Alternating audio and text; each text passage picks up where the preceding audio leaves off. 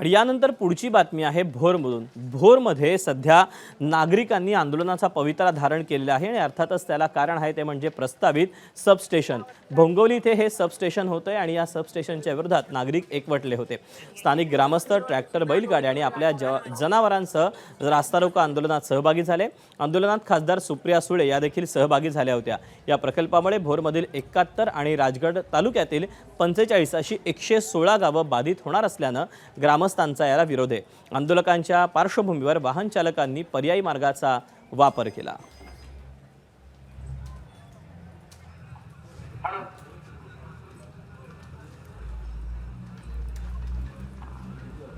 रायगड रस्ता आम्हाला मिळू शकला नाही, परंतु आता तालुका उद्ध्वस्त करण्याचं षडयंत्र या ठिकाणी होतंय, ते आपण हाणून पाडलं पाहिजे। या सर्व समितीच्या मला माहिती नव्हतं समितीने